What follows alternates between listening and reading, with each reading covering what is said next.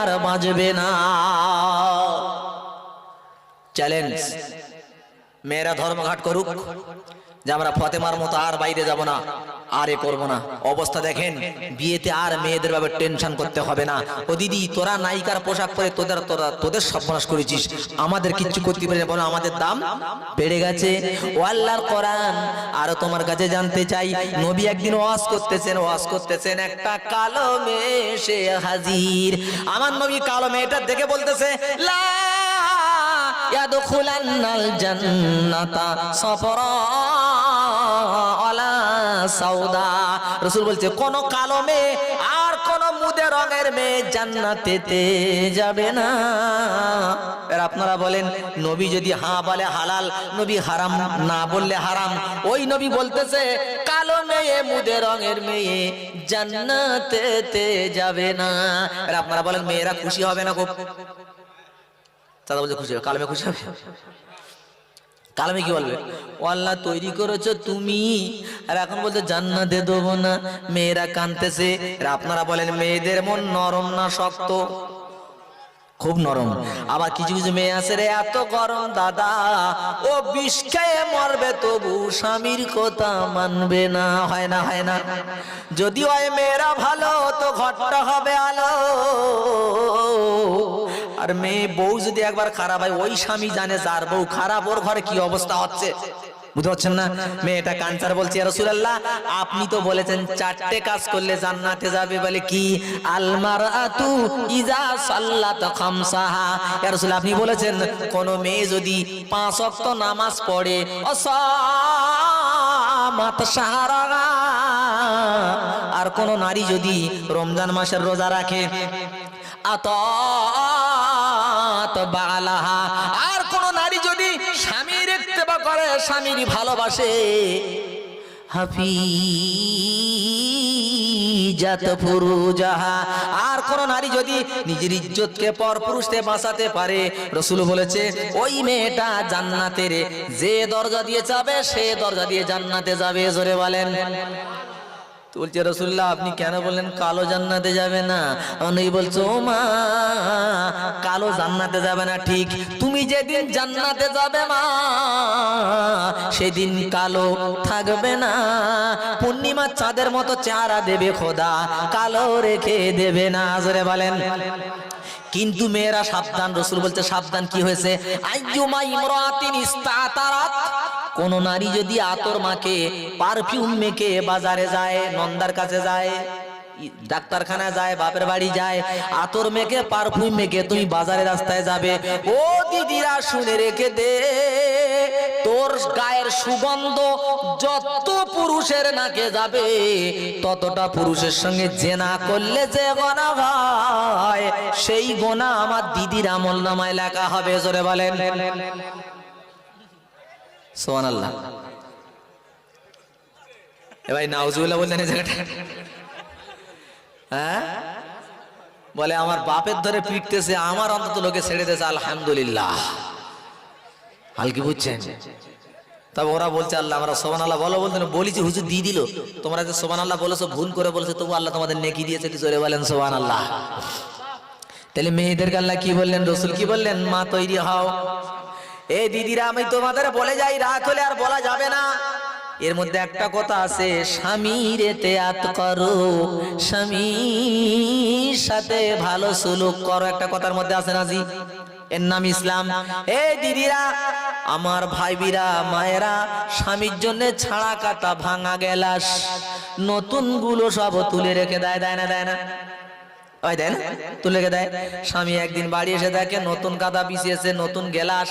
তখন স্বামী খুশিয়ে বলতেছে, ও সকিনার মা, তুই কি সুন্দর বউ, আমার জন্য আজ করে ছেঁড়া কেতনা রেখে নতুন কাঁটা, নতুন গেলাস। তখন সকিনার মা বলতেছে, স্বামী খুশি হয়ে লাভ নাই, আমার বাড়িতে আসতেছে আমার দুলাভাই, ওর জন্য কাঁটা বিছিয়েছি, তোমার জন্যই না। হায় হায় হায়। ও দিদিরা শোন, তোর স্বামী কালো হোক আর খারাপ হোক, স্বামীকে খুশি কর। কোন নারী যদি সোনা সাদকা করে, সোনা সাদকা করে। আর কোন নারী যদি বসে বসে বসে বসে ও সোনার চাঁদ স্বামীর খুশির জন্যে স্বামীর পাশে যায়, এক কিলি পান সেজে স্বামীর পাশে গিয়ে বসে, আর স্বামীর গালে যদি পানটা তুলে দেয়, স্বামী যদি মুস্কি হাসে, ওই মুস্কি হাসির কারণে অন্য নারী 72 রাকাত নামাজ নফল বলে যে সব না হবে, এই নারী পাশে স্বামীর পাশে বসে গালে পান দেওয়ার কারণে সেই সবটা আল্লাহর আমল নামাতে দিয়ে দেবে। জোরে বলেন।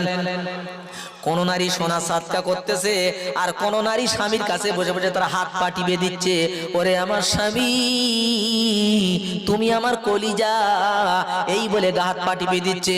ওই নারীটা সোনা সাদকা করলে যে সব না হয়, এই নারীটার আমল নামায় সেই সব লেখা হয়। জোরে বলেন। কোন নারী যদি স্বামীর বলার পরে হাত পা টিপে দেয় যে সকিনার মা একটু হাত পা টিপে দাও, শুনে রেখে দাও, রূপ সাদকা করলে যে সব হয়, এই নারীর আমল নামায় সেই সব লেখা হবে। আমি বললাম দিদিরা ও আমার মায়েরা, তোদের জান্নাতে যাওয়া সোজা। তুই পাতলা শাড়ি পর, আমি অর্ডার দিচ্ছি, কপালে টিপ দে, ঠোঁটে লিপস্টিক দে, পারফিউম মাখ, আতর মাখ, ঘরের ভেতরে থাক।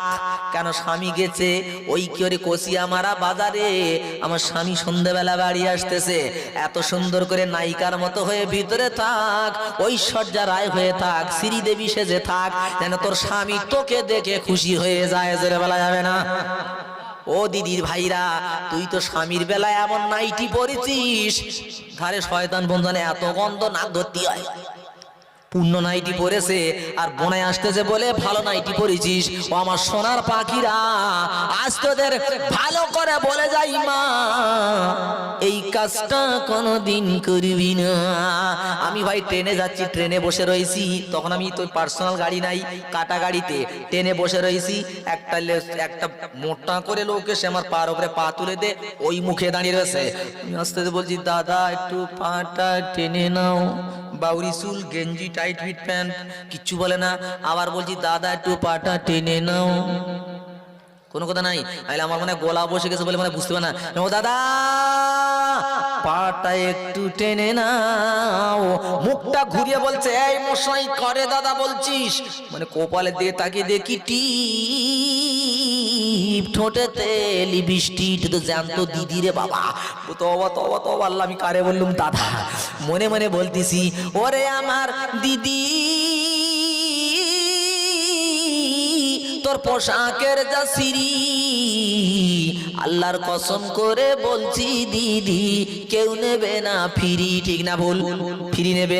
জলসায় পৌঁছে গেলাম, মেয়েরা বলছে হুজুর গজল বলতে হবে, তখন আমি খুব গজল বলতাম। আমি বলি দিদিরা গজল বললে তোদের মাথায় বাস পড়বে, বলে পড়লে অসুবিধা নেই, গজল শুনবো। আমি তখন বলেছিলাম, কি বলেছিলাম, সে যে বেশ করেছ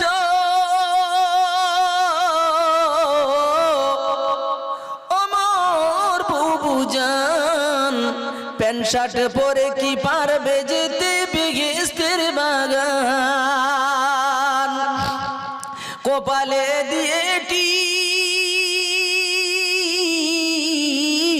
ঠোঁটেতে লিপস্টিক, হাসে দিদি পিক পিক, কিছু লোকে বলছে ভালো, কিছু বলছে ঠিক, কানেতে দিয়ে দুল, মাথাতে দিয়ে ফুল, রাস্তাঘাটে চলছে দিদি বাউরি কাটা চুল। আমি বলেছিলাম দিদিরাম এ দিদি তোর পিঠ যদি কোনো নারী রোখে থাকে, পিঠটা জাহান্নামের আগুনে জ্বালাবে। ও দিদি তোর উরু যদি কোনো নারী রোখে থাকে, উরুটা জাহান্নামের আগুনে জ্বালাবে। তোর বুকের স্তন যদি কোনো নারী রোখে রাখি, স্তনটা জাহান্নামের আগুনে জ্বালাবে। এ দিদি তোর সব অঙ্গ বেটা ছেলে দিকে ফিরেছি, আমার আল্লাহ তোর কোন অঙ্গটা জান্নাতে দেবে? মেয়েদের দেহ মেয়েদের দেখানো হারাম, মজবুরান ছাড়া, সন্তান প্রসবের ব্যাপার আছে, রোগ শোক ছাড়া মেয়েদের মাথা মেয়েদের দেখানো যাবে না।